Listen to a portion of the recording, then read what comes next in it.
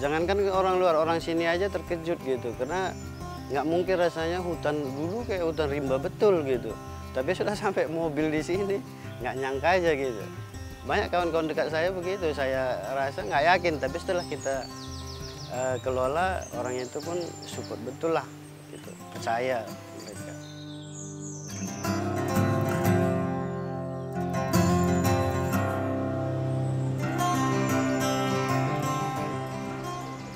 Sebelum ada Dragon Plate ini banyak juga anak-anak muda yang tidak bekerja, dan sesudah ada Dragon Plate ini sangat membantu lah untuk warga setempat, untuk muda-mudinya lah bisa ada peluang bekerja di Dragon Plate gitu.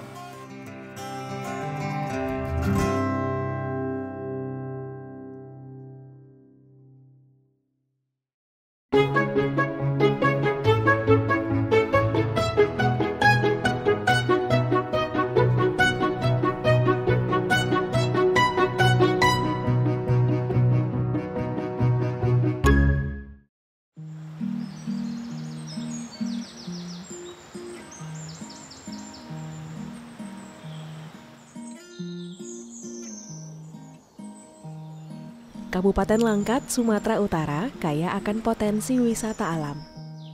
Bahkan, beberapa destinasi wisata yang sudah terkenal baik lokal hingga dunia terletak di kabupaten ini.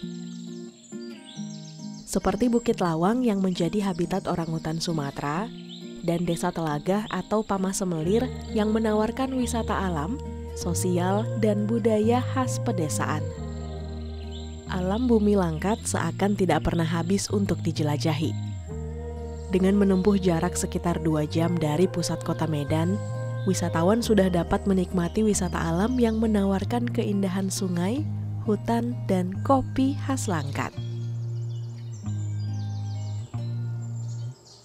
Kehadiran wisata Naga Piring atau Dragon Plate turut membuka lapangan pekerjaan bagi warga sekitar. Riston Tarigan adalah salah satu warga desa Tanjung Gunung yang kini memiliki keterampilan meracik kopi setelah bergabung di wisata ini.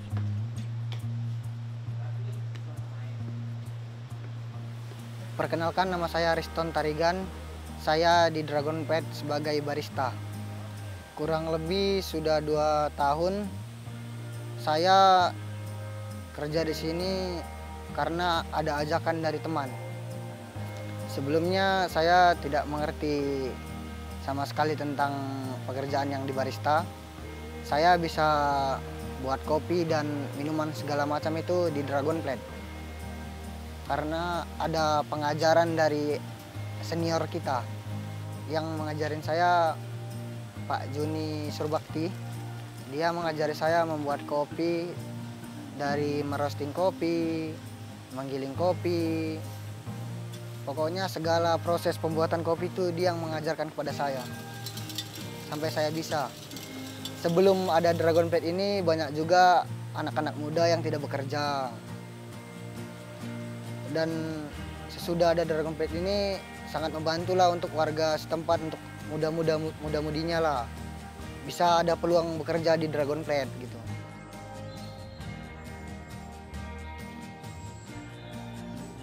Wisata Naga Piring atau Dragon Plate berada di antara bukit dan hutan yang masih terjaga keasriannya. Wisata ini juga menanam dan mengelola kopi khas Langkat yang namanya masih belum sepopuler kopi Arabica lainnya. Namun pemilik wisata ini yakin bahwa kopi Langkat dapat bersaing. Oleh sebab itulah, wisata ini juga dijadikan sebagai salah satu sarana untuk mengangkat nama kopi Langkat.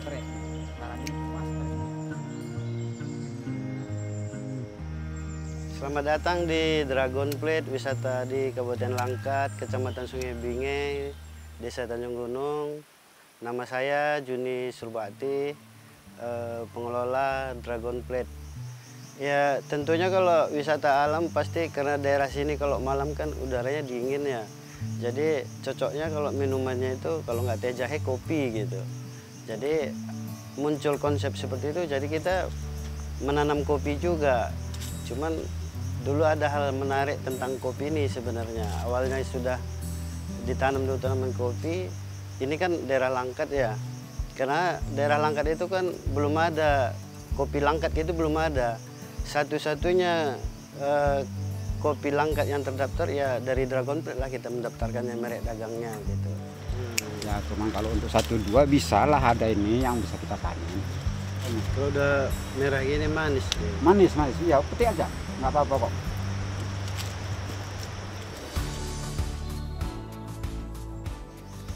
Dulu kita jual ke Medan karena untuk dikonsumsi di sini berlebih gitu kan. Jadi ditanya yang penampungnya di sana lah, ini kopi dari mana, langkat gitu, nggak laku katanya. Wah sedih kali gitu. Cuman dari situ saya berinisiatif, ini nggak mungkin kopi nggak laku gitu. Jadi dari situ saya belajar, memang belajarnya otodidak lah ya. Belajar bagaimana pengolahan kopi, bagaimana caranya supaya kopi ini bisa diolah sendiri gitu. Karena kita, kemenangan kita kan kita punya kebun sendiri gitu. Kita kan harus belajar, punya kebun yang nggak punya kebun sendiri aja bisa mengolah gitu. Apalagi kita punya kebun sendiri. Jadi dari itulah pengalaman itu dulu, makanya saya mau mengembangkan kopi naga piring langkat gitu.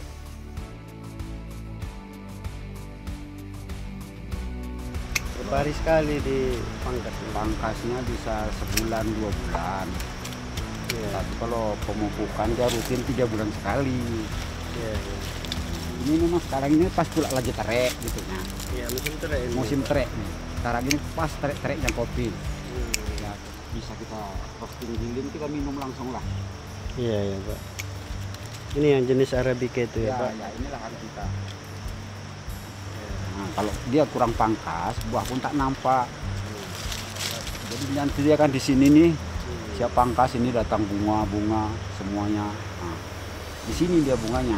Ini tadi dia keluar bunganya ini. Ini dia bunganya nih. Ini bahkan mekar nanti bunganya, macam lain-lain pokok gitu kan udah mulai bunga ya. Inilah dia supaya dipotongi gini kan. Yang kita potong ini kan cabang-cabang liarnya kayak gini. Nah, cabang liarnya dia harus kita potong kayak gini. Macam yang ini kan cabang-cabang baru harus kita potong. Iya, ginilah perawatan kopi.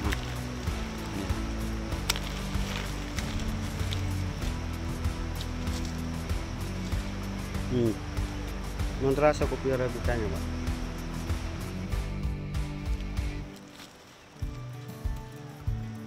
Kalau jenis kopinya sini secara keseluruhan itu Arabica gitu. Kurang lebih sekitar 2 hektar lah ini. Cuman sini tanamannya kita tumpang sarikan dengan pokat, durian gitu.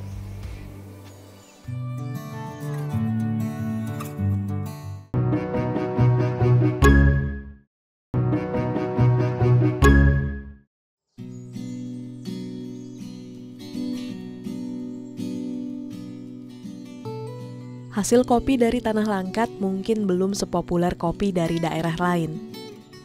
Meskipun kopi Langkat memiliki potensi besar untuk bersaing. Banyak faktor yang mempengaruhi kopi Langkat belum mendapatkan perhatian besar, seperti kurangnya promosi, keterbatasan infrastruktur, serta kualitas dan konsistensi produksi. Perjalanan kopi Langkat menemukan jati diri tentu masih panjang. Dibutuhkan perhatian khusus untuk mengembangkan potensi kopi yang satu ini.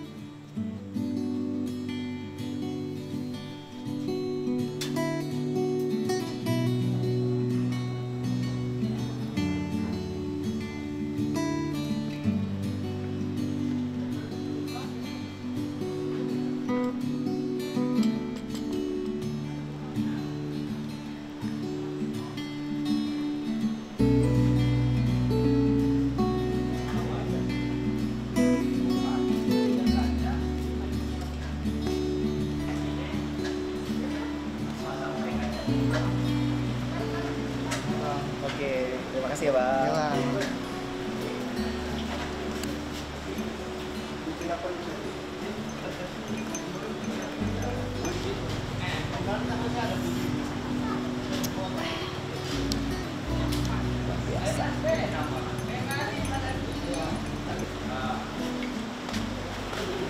Gimana Bang rasa kopi Dragon Plate?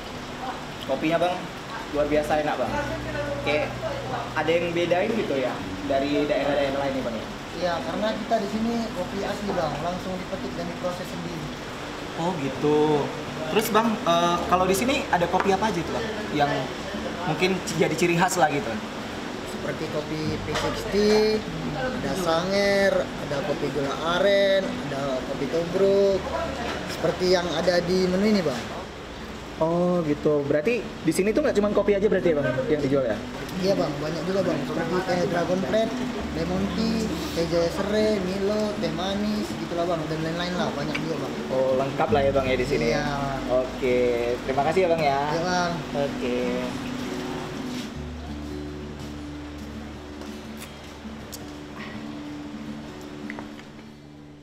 Kalau ciri khasnya, karena saya penikmat kopi juga ya. Kalau saya minum kopi, rasanya itu setelah mau dingin gitu. Mau dingin rasa kopi itu gitu. Situ nikmatnya kopi Dragon Plate ini. Udah gitu kalau dingin pun, kalau kita minum mudah-mudahan lah. Kalau pengalaman saya nggak sakit, nggak berefek ke perut kita, nggak gitu. Udah gitu kalau kita minum kopi Dragon ini, dia sekitar 5 menit atau 10 menit pun kita minum masih terasa kopinya. Kalau minum air putih gitu masih terasa gitu. Situlah nikmatnya saya rasa kalau kopi Naga Pirang. Iya kesini dulu karena sudah punya merek Langkat kan. Kemarin sudah ada yang kita jual keluar gitu. Cuman karena di wisata Dragon Plate pun penikmat kopinya banyak, jadi kita pakai atau kita kelola masih di Dragon aja kalau pada saat ini. Proses pembuatan kopinya itu kak, terutama-tama kita memetik buahnya dulu. Lalu dia dikeringkan untuk beberapa hari, 3-4 hari kak. Kita dapat buahnya dari hasil tanam sendiri kak. Langsung ada kebun Dragon Plate-nya. Setelah dipetik dia kak, dia dikeringkan dulu beberapa hari, 3-4 hari. Lalu kita akan melakukan kupas kulit hari kak. Baru setelah kupas kulit hari, kita bisa disebut dengan merosting kopi kak, memasak kopi. Ya saya kira sudah pasti ya, karena kan seperti nama kopi Dragon Plate Langkat ini kan itu termasuk salah satu UMKM di sini gitu. UMKM kopi ini kan termasuk untuk mengembangkan daerah sini gitu. Ya kalau keinginan saya besar sekali gitu. Ya maunya pun keinginan saya ya instansi yang terkait juga memberikan support lah gitu supaya untuk pengembangan di sini, karena kan pengembangan sini masih mandiri gitu. Ya tentunya masih dari pihak-pihak terkait ya perlu dukungan yang luar biasa lah.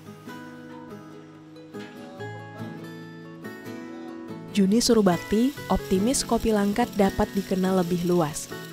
Besar harapan kopi Langkat dapat menjadi ikon yang menarik minat pengunjung, sekaligus meningkatkan perekonomian warga lokal. Sebelum tersentuh kegiatan pariwisata, warga desa Tanjung Gunung mayoritas bekerja sebagai buruh harian di kebun karet dan sawit. Kehadiran wisata pertama dan satu-satunya di desa ini tentu membawa berkah tersendiri bagi warga. Mereka dapat belajar keterampilan baru dan bersiap diri untuk menjadi desa wisata. Kalau sini kan karena mayoritas sini ada perkebunan karet dan sawit, ya rata-rata orang itu kerja di kebun itu. Kalau nggak kerja dapat di instansi lain atau kerja keluar kota ya, kalau istilah orang sini mocok-mocok katanya. Ya saya rasa bermanfaat kali ya, karena kan saya kan kuliah lah dulu di salah satu universitas di Medan kan. Saya belajar dari situ, ada dulu salah satu dosen saya, kalau kamu sukses itu kapan katanya.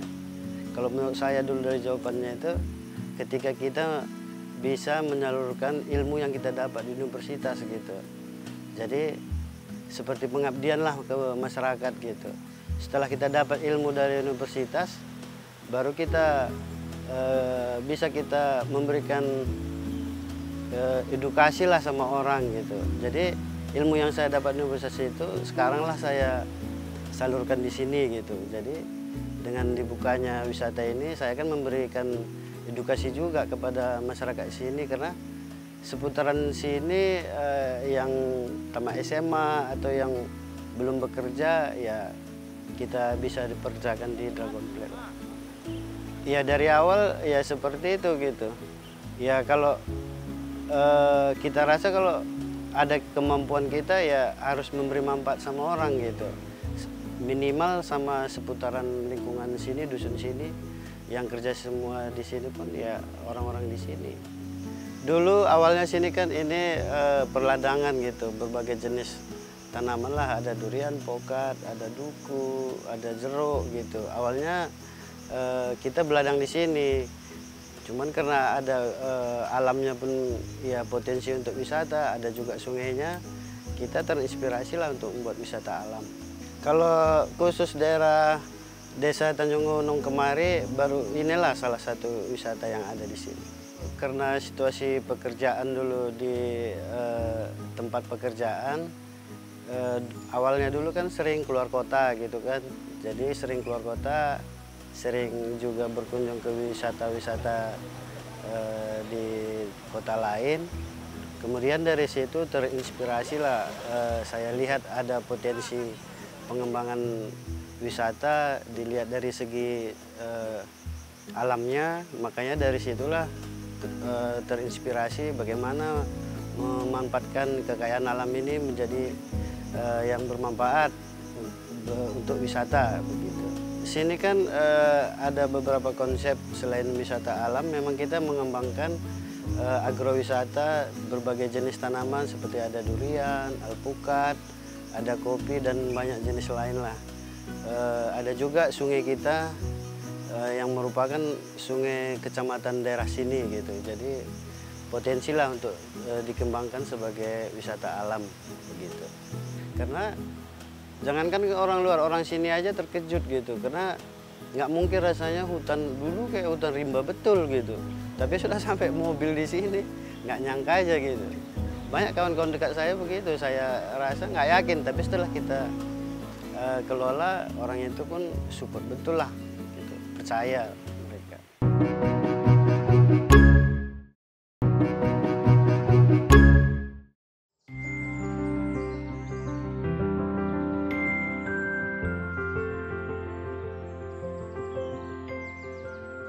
Geliat wisata alam di Langkat semakin berkembang pesat. Kehadiran wisata naga piring atau Dragon Plate menambah panjang daftar wisata yang dapat dikunjungi wisatawan. Beberapa tahun belakangan, wisata ini berhasil menarik minat pengunjung. Salah satu keunikan wisata ini terletak pada namanya.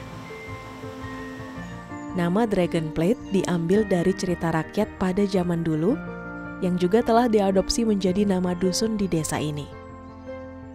Selain nama, alam yang ditawarkan juga menarik, hingga dijuluki hidden gem atau permata tersembunyi oleh wisatawan.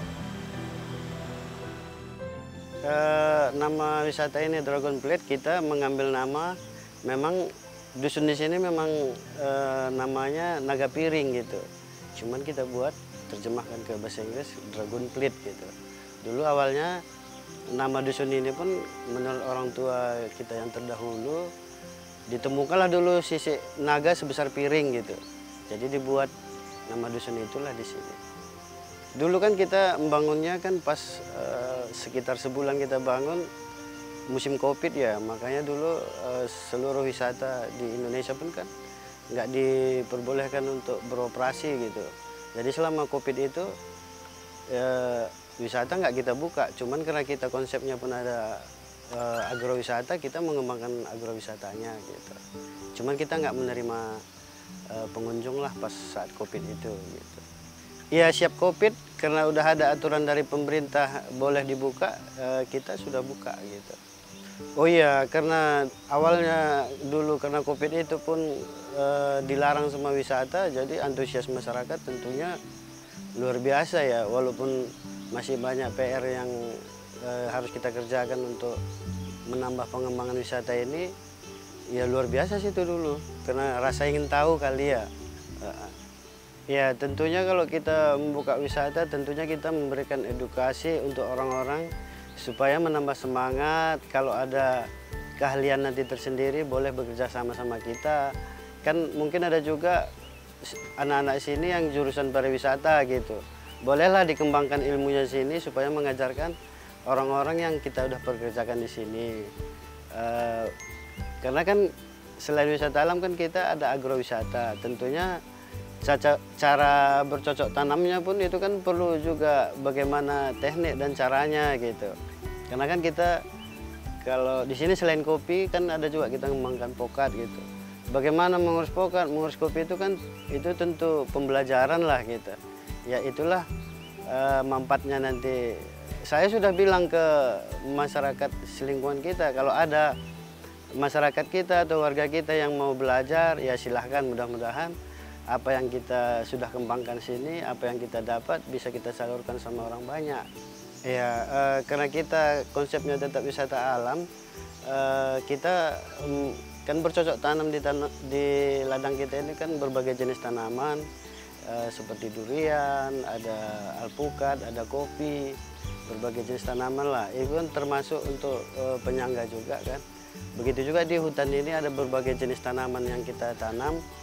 Seperti ada ketapang, jenis berbagai ketapang lah, ada ketapang kecana gitu, ada juga kita tanam pohon mohoni gitu untuk penyimbang lah di seputaran lingkungan wisata kita ini. Ya itu kita tetap terapkan lah untuk tetap konsisten lah untuk jaga lingkungan, jangan buang sampah sembarangan. Itu memang tetap kita buat aturan yang lebih tegas lah gitu, karena kan kita memanfaatkan sumber daya alam, tentunya kita ikut juga berpartisipasi untuk menjaga itu. Kalau dari segi airnya ini, kalau khusus daerah Seibinge dan desa sini, ini merupakan sungai yang luar biasa indahnya, dari dinginnya. Kita kalau terik matahari pun kalau kita mandi situ, wow, terasa kayak di es gitu. Ya sangat penting sekali, karena kan alam ini kan ciptaan Tuhan gitu, yang wajib kita rawat, wajib kita jaga gitu. Bagaimana kita menjaga menyayangi diri kita sendiri, ya begitu kita menjaga alam itu gitu. Kalau menurut saya suasana di Dragon Flat ini cukup bagus dan alam banget. Sungainya jernih, pemandangannya indah gitu. Saya berharap semoga Dragon Flat kedepannya makin maju, makin sukses lah kedepannya. Dan desanya juga semakin terkenal lah gitu Kak, dan pengunjung-pengunjung yang lain juga tahu di mana Dragon Flat itu gitu Kak. Untuk pemirsa seluruh dimanapun berada, saya Juni Surbakti, pengelola Dragon Flat. Ayo sama-sama kita memanfaatkan sumber daya alam dengan menjaga dan merawat, karena ini merupakan anugerah Tuhan yang luar biasa tak ternilai. Ya kita harus merawat, menjaganya, karena kita tidak tahu bahwasanya itu merupakan jalan hidup kita ke depan yang kita yang belum tahu gitu. Jadi di Dragon Flat ini merupakan solusi dan jawaban kalau menurut kita gitu.